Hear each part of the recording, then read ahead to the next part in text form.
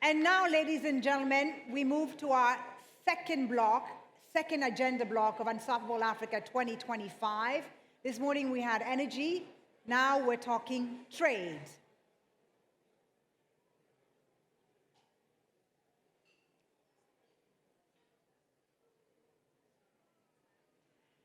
And so for our first session, looking at trade, bit across the continent. Business leaders in Africa Ports are navigating and thriving amid the global trade disruptions and the tariff wars and so on. This session is called Turning Disruption into Opportunity, how business navigates a new world of trade, and we're welcoming a dynamic panel onto the stage, forward-thinking leaders. Please help me welcome Ms. Yvonne Ike, Managing Director and Head of Sub-Saharan Africa at Bank of America, Mr. Jeremy Awori, Group CEO of EcoBank Transnational Incorporated.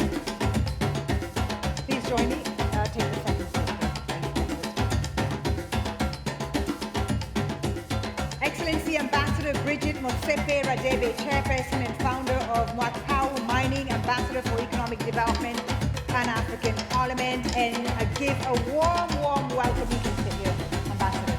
Give a warm welcome to your moderator for this session, Dr. Acha Leke, Senior Partner and Chairman of McKinsey Africa.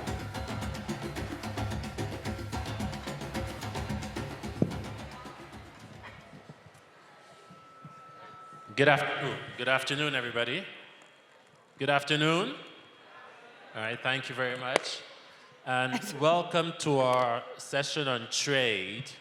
Hopefully you all are coming back from a great lunch. I have a great set of panelists. We have about 30 minutes.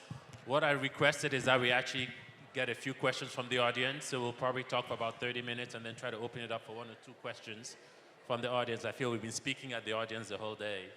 Can you cue up my slides, please? I just thought I'll provide some context as we get into this discussion on trade. And we had Ngozi from WTO talk to us about it this morning.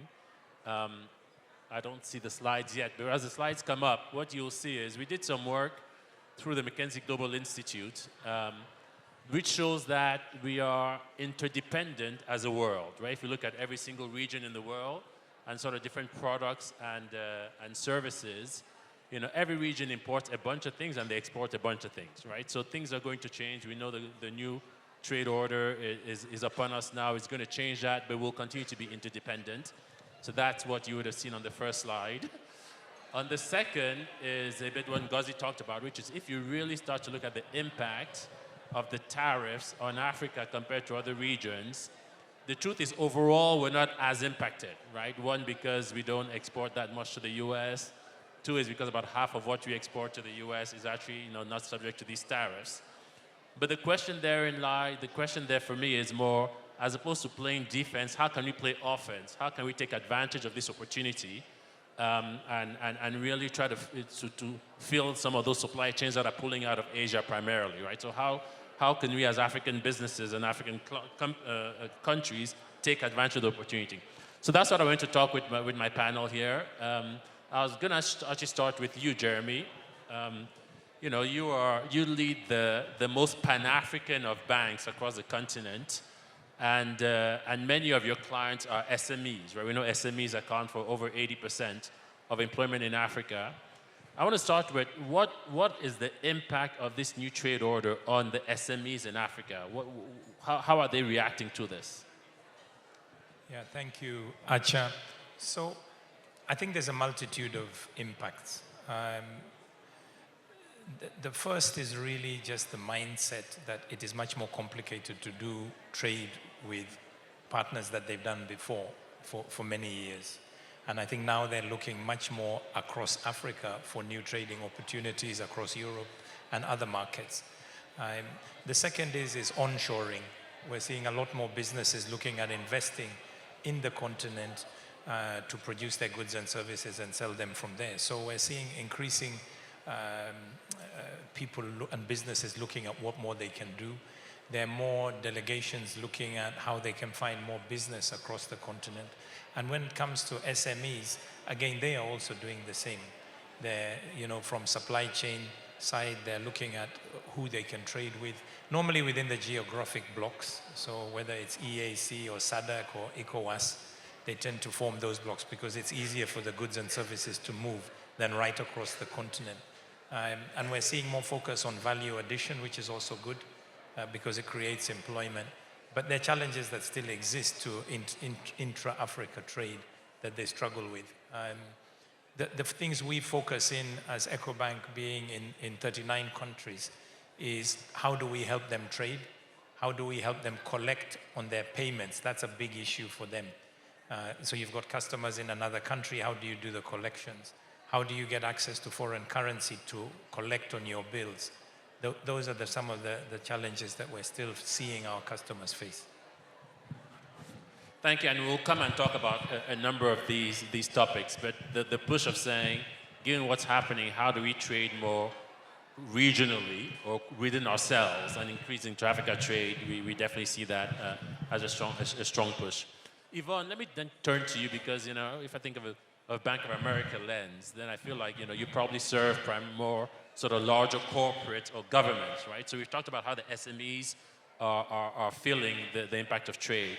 Tell us a bit about how these corporates and how these governments are experiencing it. Thank you, Acha. Understanding that the SMEs are really the heartbeat of economic development in Africa, we play a complementary role in trying to work with the larger corporates because we take an ecosystem view on how we help develop trade in the region. So we typically take an ecosystem-led view. What I mean by that is essentially what we have to do is make sure that that we can support the financial system where it needs it. As we know, money is not the only solution in any problem in life, including Africa trade. So also the technology backbone behind it and some of the other sectors that are relevant to it. And I'll give you a couple of examples, Acha. So when we consider the problem of supporting, the problem of increasing trade in Africa and how we can support that, what we look at it from different lenses. One is to say, from an advisory perspective, what are the things that we can do to help the sectors that matter?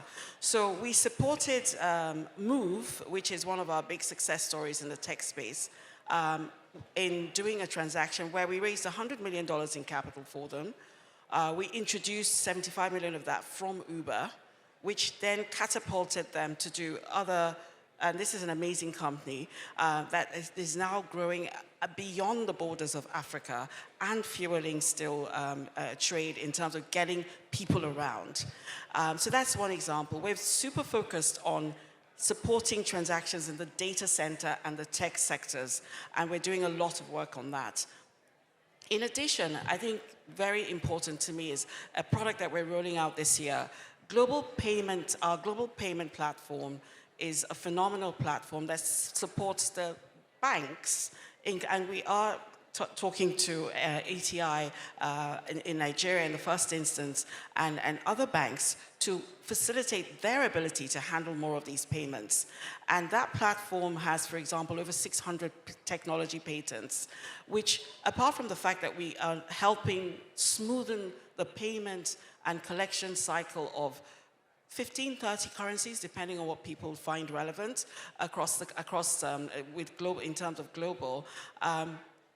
In addition, we're also supporting those banks in terms of we can be a resource for how we have leveraged technology, because with over 600 patents this year, clearly we're doing a lot in technology advancement that we are ready to bring to the continent. Even another initiative in terms of supporting small businesses is our Breakthrough Labs initiative, where we support small businesses that are tech-focused.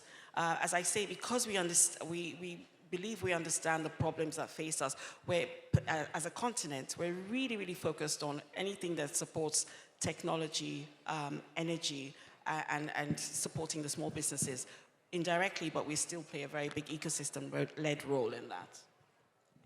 Got you. And we'll come back to that, because I want to talk both on the small businesses, but also on the large corporates. Your Excellency, let's come to you. You're actually one of the first entrepreneurs to get into mining, right? I think in Africa. I would love to hear a bit about that story. And then I would love to then understand how is the mining sector then impacted by this new global trade order? I started getting into the mining industry in 1986 as the first black underground mining construction entrepreneur.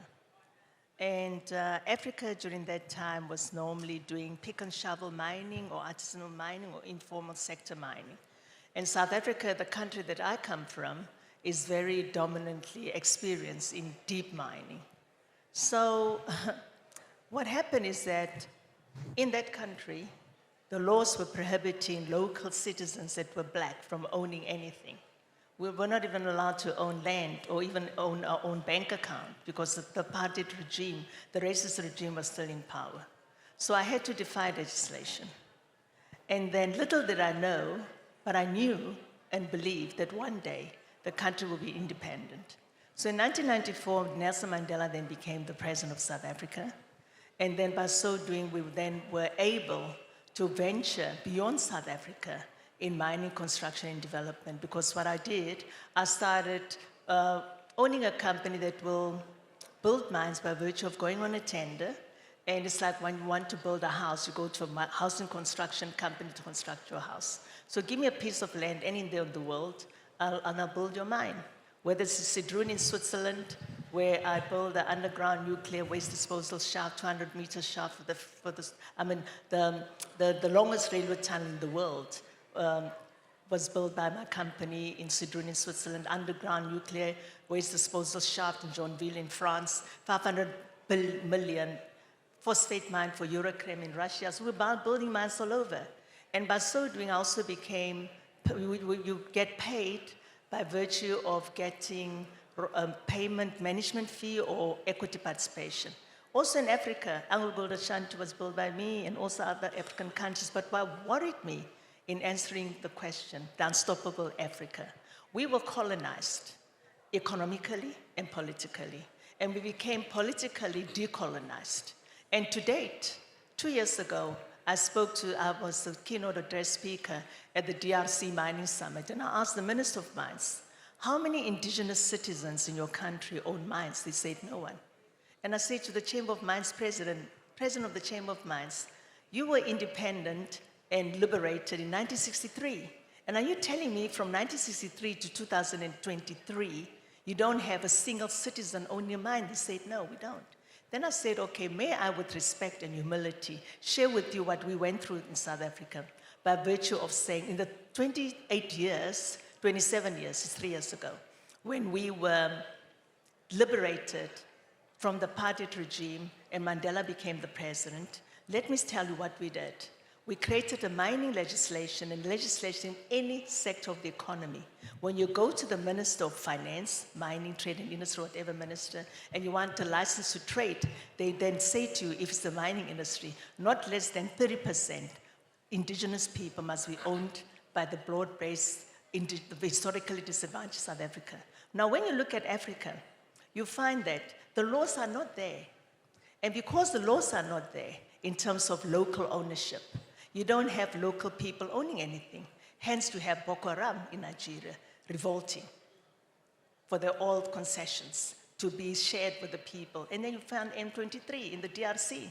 We just had them last week. President Becky had a 3-day session for peace and prosperity in the Great Lakes and also in Mozambique. And some of the leaders from M23 were there and they call themselves freedom fighters, but those people that are unhappy with what's happening.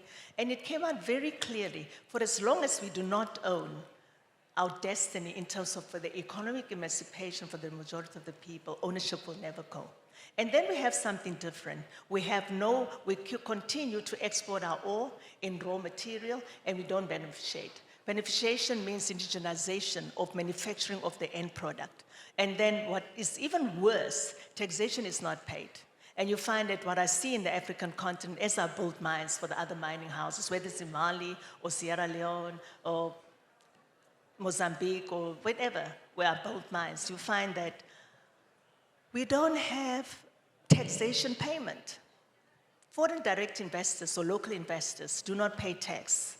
And I've been one of the, I've got, in some of my mines, my partners, the biggest platinum company in the world, Impala Platinum is my partner in platinum, and then Total Energy was also a partner in the coal mines, and Mitsubishi was in the chrome mines. So I have partners. So I'm not going to say which partner it is, but one of the partners was not paying tax. And every time I do get my dividends, and I'll send my dividends in the multi-millions back, and I said, no, taxation is there. You're doing illicit capital and transfer pricing. The country needs to get tax. So that never happened. So eventually I went to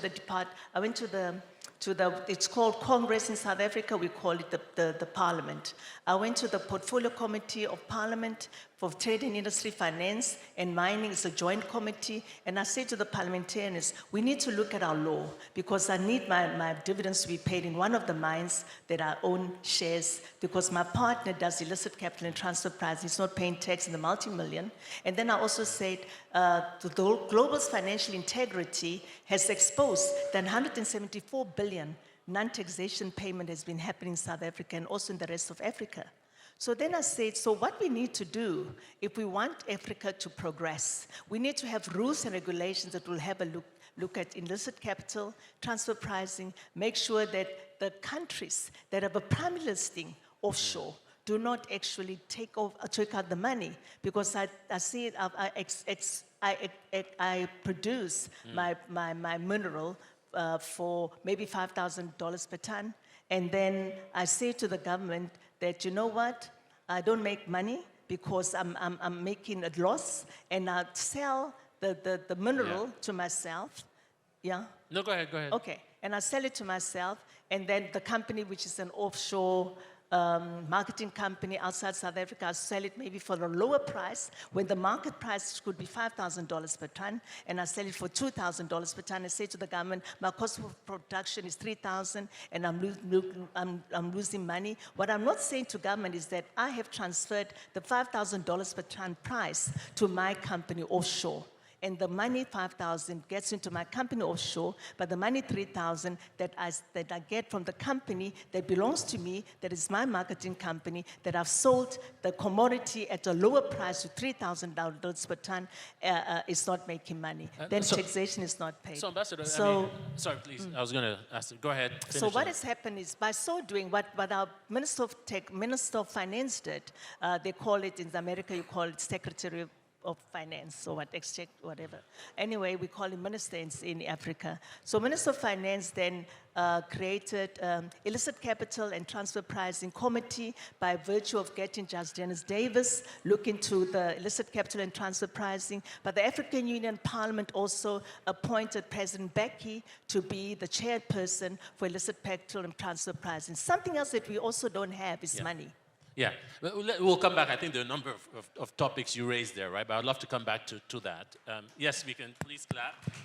This is a truly unstoppable African as we see. But I'd like to come back to that, Ambassador, but just wanted to piggyback on that and Jeremy talk about, because the Ambassador started to talk about some of the regulations and things that need to be put in place so we can trade more within ourselves, right, within the continent.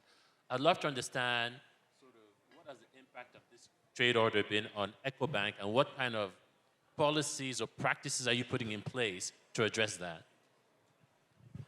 So as the transition was happening, earlier in the year, there was a lot of uncertainty with all the executive orders. There was a lot of negotiation at a governmental level with, for example, the US. There was that uncertainty, and the uncertainty creates uncertainty in financial institutions because you don't know how those companies are going to be affected, right? So that affects the financing that we can give them. I think, like you said, Acha, now we're seeing that Africa is actually relatively better off than a lot of the competitors in Asia who are facing higher tariffs. So in a way, we have a unique opportunity to try and take advantage of that. What have we seen? We've seen other indirect effects on trading. I think companies are starting to, like I said earlier, look for new markets upon which they're going into. And a bank like ours, being present across the continent, can help those companies actually understand those markets, can help those companies find partners that they can do business with because they trust us in terms of we already have our customers in those markets. So if we're in Togo or in Benin, we're in Ghana, you know, we're in East Africa, Southern Africa. So we can provide that bridge. And we've got a One Trade Hub, for example, a digital trade hub that is also connected to the Afri-Exim trade hub, which links buyers and sellers and the goods that they want to sell. We're also connected to the Mansa platform, which helps with due diligence of those companies to give more confidence to people who are doing business with them. And we're increasingly also working with partners to try and de-risk some of these transactions. IFC, for example, is coming in with some risk sharing. Africa Guarantee Fund is trying to come with some risk sharing. For the SMEs, what we're also trying to work on is the payment mechanisms. Those payment mechanisms are pretty challenging because access to dollars is a challenge. So we actually enable real-time digital payments that can be made cross-border. So a Zambian can send money to Ghana or to Rwanda from their phone. And I think we underestimate the power of these small trades. There's a lot of services that are also being provided that people can now pay cross-border without having to go and find dollars which are in scarce supply. So we've noted that as an increasing area of focus. So I personally feel, whilst it's challenging in the beginning, we're seeing a change in the world order, a change that we have to grasp as Africa around increasing intra-Africa trade. At 15%, it is just too little. We're seeing what Dangote is doing now in Nigeria with his refinery. That fundamentally transforms what is happening in the oil and gas sector across West Africa, among others. These bold decisions are opportunities for us to actually add value across the continent and not just export these raw materials. And I think there's increasing confidence that investors are having to be able to do this. The thing which we have to address is long-term capital. That's still a challenge for us in the currencies where that long-term capital is needed. Because if we are always going to dollars, we're always going to struggle with exposure to exchange rates. And we know infrastructure is still a challenge, whether it's roads, rail, aviation, and that actually prohibits trade on the continent. And that's one of the challenges we're finding our business customers are facing. It's easier to get a flight and cheaper to get a flight from Africa to Europe or Africa to the US than Africa to African countries. And funnily enough, it is more expensive to go one African country to another than it is to go all the way across the world. So these are things which we have to address structurally if we're going to increase trade on the continent. Exactly. We can talk about visas as well if you want to go there, right? But Yvonne, when I think about, you're in a global institution, right? And as much as we always say, the impact is not, the direct impact is limited, but there's, what we call the second bounce of the ball. So if you look at what happened when the US and India signed their agreement, and India now committed to buying more petroleum products from the US, that's products they used to buy from Nigeria, from Africa, right? And so there's indirect effect, right? So when you take a sort of a Bank of America lens and trying to figure out the impact it's having globally on your bank, how does that then translate to Africa? So two other areas I'll talk about, and just piggybacking off what Jeremy was saying around infrastructure. So we're engaging our global clients, including large corporates, particularly the financial sponsors, and also the local financial DFIs and global DFIs on a number of levels, thinking through with them the innovative ways that we can help fund some of these big picture infrastructure projects that will facilitate building out the ecosystem. As Jeremy said, that's very, very important, and we need to stay focused on that. So that engagement and how we catalyze funding for those kind of projects is something that we spend a lot of time doing. And especially when we think about the payment backbone, again, it's a small and indirect way that we're increasing the support that we want to give to the local banks on how they can facilitate payments, because we understand the import of that. But if we think really about the local backbone of the economy, really, if we think about some of the payment solutions available today to catalyze trade, including PAPs, including Flutterwave and others, you still need a massive investment in technology. Blockchain investment, things that will facilitate the ease of payment in a more direct, more efficient, more secure manner. That financing, that financing and that financial architecture that is required for it is large scale and is what we continually support. The second piece that I would say in terms of, again, a point that Jeremy raised that I want to pick up on, we must continue to innovate around the products, the financial products that allow capital to flow into and around Africa. And so we're very, very focused on the non-traditional ways of saying, how can we support local capital flows, working with, for example, institutions like Africa Finance Corporation. So we are indirect. We stand by those kind of organizations where if we do a back-to-back trade with them to facilitate more payment, they can provide funding into the ecosystem that then allows money to go in local or foreign currency. We're also innovating around the increasing use of insurance, guarantees, as ways to extend the tenor of financing into the region, to expand the amount of money that's available, and to reduce the cost at which this is done. All three are very important.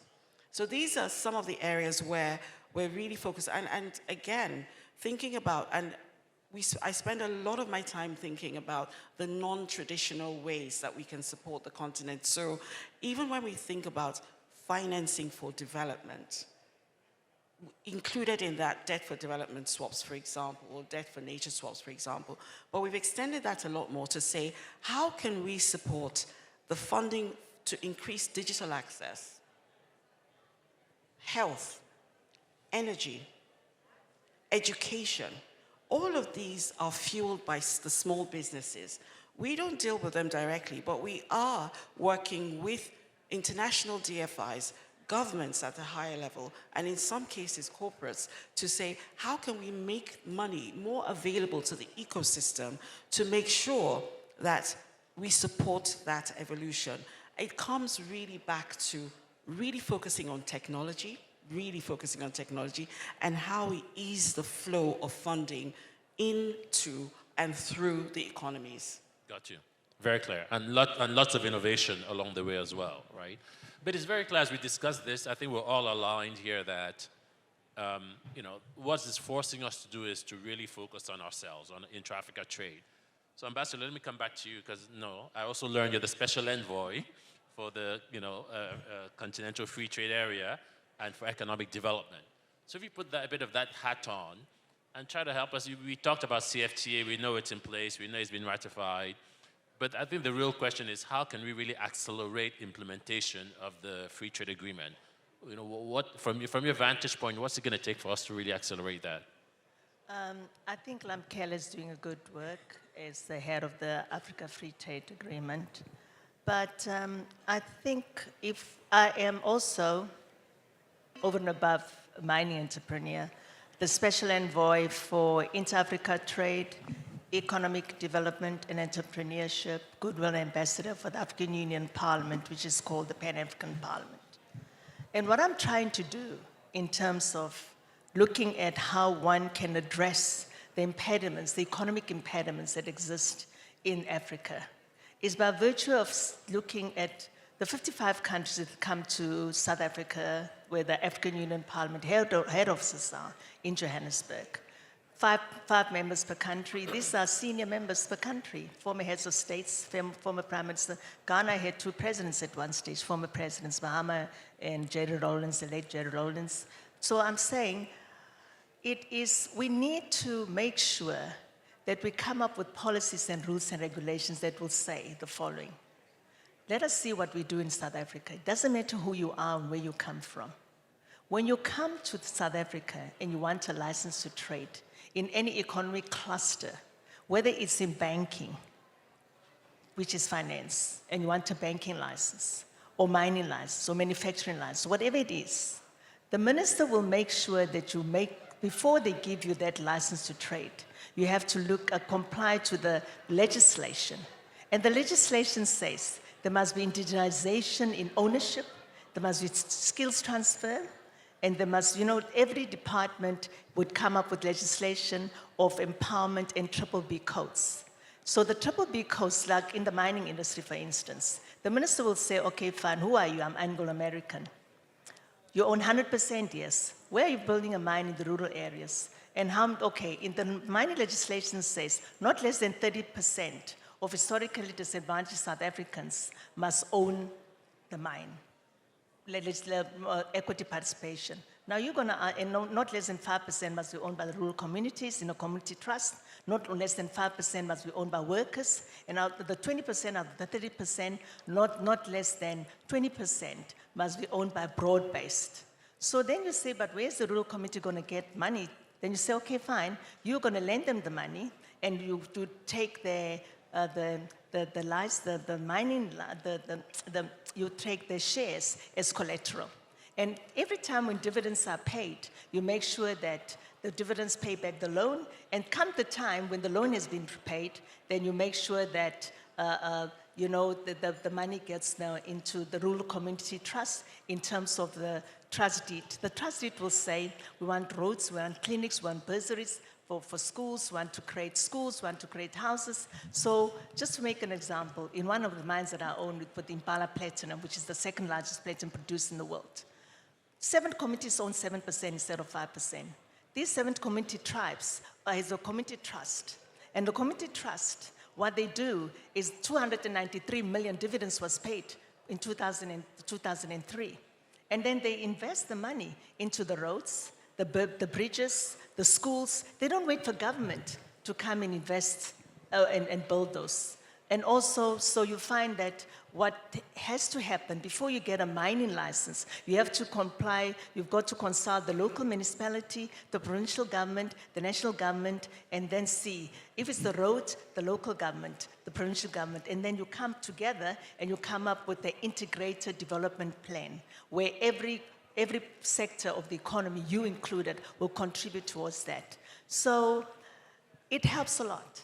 Yeah, and then the small and medium enterprises own 20%, about more than 100 companies. The lady that was selling having a hawker stall, selling just vegetable, she has her own vegetable market. Another one has her own bakery. Another one has her own butchery. So, that's how small and medium enterprises progress. And then, thank you. Yeah. And so it sounds like, Those are the laws that I want the African Union Parliament to share. So I say to the President of the African Union Parliament, he was here today, I'm not sure this year, it's not here, he was here this morning, that we need to have a session where we are going to invite the South African Portfolio Committee to then share with every committee of the African Union Parliament what the road it is that we travel, also to learn from them in terms of what we could have done better, not for us to say we know better. Absolutely. We just come and share and come and learn, but also to make sure that when we are going to have companies that are going to invest from outside Africa, then you say, okay, this is the African continent. The terms of reference are the following. These are the charter and these are the codes. And this is how the local participation should be. Then you avoid a situation like I did see in DRC in 2023, that not even a single person since 1963 is owning. Exactly. Jeremy, let's then talk. I'd love to hear your perspective on what needs to happen to accelerate the implementation of the CFTA very practically. I think there are a number of things that need to happen. First is we need to work together to achieve a change in mindset. And by that, what do I mean? Increasingly, we're seeing nationalistic mindsets within government. And I know this might be controversial, and we understand the challenges around governments within their local context. But I think, as was said earlier, if Africa wants to compete, it has to bring the strength of us being together as 54 countries. That scale is what will enable us to be able to make meaningful change to all our citizens. So that mindset is very important that we change. The second is we need harmonization of our policies and procedures. So when goods are moving around, you find there's completely different policies, procedures, taxation regimes that create bottlenecks, and those bottlenecks cost. You can see between countries, sometimes you find miles and miles of trucks queuing to cross a border. Those add days. It can be quicker for you to send a container from Hong Kong or from Asia to Africa than it is to send it to a neighboring country because of those bottlenecks. So harmonization of the policies as well as the tariff and non-tariff barriers. I think the third is the mindset around access to foreign currency and charging and being paid in local currency. The biggest thing that people complain to us about is that I've sold my products in country X, but I can't get the money out of that country to, you know, to where they're sending it from. Now, that's not good business. If you've got the money stuck in one place, they want to send it, but they can't take it out. It's the net effect of just like not being paid. And then people become hesitant. If I can't get my money out, should I invest more in that trade route? So those things are important. So we have to invest in the payments mechanisms. I think if we can do more local currency to local currency payments, that will ease the pressure on the dollar. I think the other thing we need to do is we need to work together as African institutions. We've got the development financial institutions, the big organizations who have the best ratings and can access capital at the cheapest level. If we want to be able to finance infrastructure, we need to work together to get the cheapest capital and inject it into financial institutions on the continent, who will then on-lend it at 5 or 10 times into the SME segment. So a shocking statistic that I always tell people, the total capitalization of all the banks in Africa is smaller than one bank in this country that we're in today. All of Africa, the tier 1 equity is smaller than one bank. Now, the amount you lend is determined by the amount of capital that you have. So if we're saying we need 100 to 200 billion invested in infrastructure, structurally, we have to go outside if we need to get the money, which means we're exposed to foreign exchange risk. I think the mindset has to change. People should not take their money and invest it overseas. That money should be invested in the continent. It should be invested in long-term projects, whether that's pension funds, sovereign wealth funds. If they invest in long-term projects, they will get a good return. Typically, organizations, African organizations are going out and they're spending 10+% on Eurobonds. This is very expensive that we have to find the dollars and that FX to be able to make those payments. If we can do it in local currency, it's a much more effective way. And I think the governments can change their policies around pension funds, around their sovereign wealth funds, to insist that portions of that can be invested in longer-term infrastructure, project finance, can be invested in tier 1 strong financial institutions that will be able to create the capital and lending that will drive the economy. Got you. Thank you. And Yvonne, let's then come to you. I'd love to hear your views, and what else would you add? So I think we need to stop trying to harmonize 50-something African countries all at the same time. And we need to start using data and information to prioritize the countries, the trade activity, and the specific policies that we need to harmonize. Otherwise, we just don't have the time. We don't have the time, the progress that can be made. Today, at $3 trillion, Africa represents 3% of global GDP. There is very little stopping us from getting to 3-4 times that amount within the next 5 years. With that, we need focus on data. We need focus on technology. I can't agree more with Jeremy. We must continue to innovate on how the sources of capital increase within Africa and outside of Africa, and how we use other alternatives like gold, how we leverage blockchain to increase the exchange between local currencies without necessarily needing to physically or even electronically settle with dollar when we don't need to. And one other thing that we haven't spoken about today is really to develop the talent that must be able to facilitate this trade, this business and the technology behind it. Those are the three things that I would say are the most important. Got you. I promised to come to you guys. We have time for one question. Anybody want to ask a question?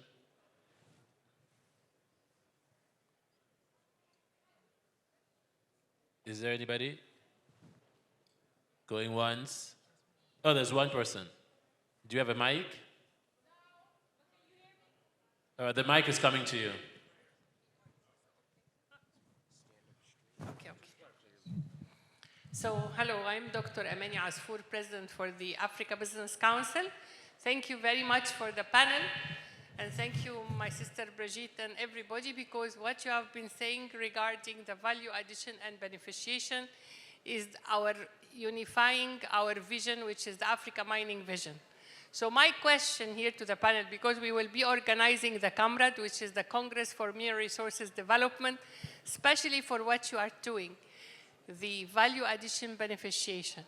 How can we really have the role of the private sector, the enabling environment of the investment in minerals, how we bring the Africans to really invest in our mineral development for value addition beneficiation? Because what's happening now is the big companies coming and taking all the resources of the continent. Got you. We need to have a special percentage, and I say 40% of all government procurement goes to African private sector, including SMEs, women and youth. Thank you.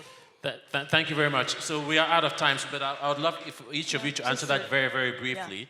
What do we need to do to make sure as Africans we make the most of our beneficiation and we benefit the most from it? Yeah, to make the most of beneficiation, we need legislation. In South Africa, we've got the Minerals and Petroleum Resources Development Act, Section 26, that says very clearly, any company that exports its ore to a foreign company, that company has to consult the Minister of Mines in consultation with the Minister of Trade and Industry. Both ministers can ask Caterpillar, who are you? What are you doing with the iron ore or manganese, whatever that you get from South Africa? Caterpillar might then say, and then, Barlow World might say, I'm creating caterpillars, or Toyota might say, I'm taking the platinum to create catalytic converters in the engine of the cars. So why don't you do it in South Africa? Special economic zones, we have to create special economic zones. We also have to make sure that we have a conducive environment where the law in the country does insist that localization of the end product must be enhanced in the countries. And we are doing that, and that's what I want to share with the African Union Parliament in terms of how can we transport those visionary laws by virtue of sharing with the parliamentarians, and we can go to the regions in Africa and see how we can share our legislation with the African continent legislation and create beneficiation, localization of resources. Great. Thank you. So legislation is the key. Jeremy, do you have? I would say local partnership requirements, local training requirements of nationals in that country in those areas, right? So are we building enough of the skills that in the future they will be able to run more and more of this? And also just make sure there's development requirements within the communities in which they are actually operating, because otherwise they're just extracting and will leave us with a problem at a later point. Absolutely. And Yvonne, any last words from you as we close? It's a very, very exciting time for us for trade in Africa. There's much more progress that I've seen over the last 3 years. This is a time when, as complicated as it sounds, if we focus on the right things, I really think that trade will transform the platform. Again, the right things from my perspective are really around technology, building out the financial architecture, and also supporting the businesses, especially the financial sector, in providing more innovative financial solutions for the continent. We have a bright future. Absolutely, we have a bright future. And I always say this new global trade order is forcing us to do what we should have always done. It's forcing us to think about how we can work with each other and own our destiny. So thank you very much. Please join me in thanking the panelists.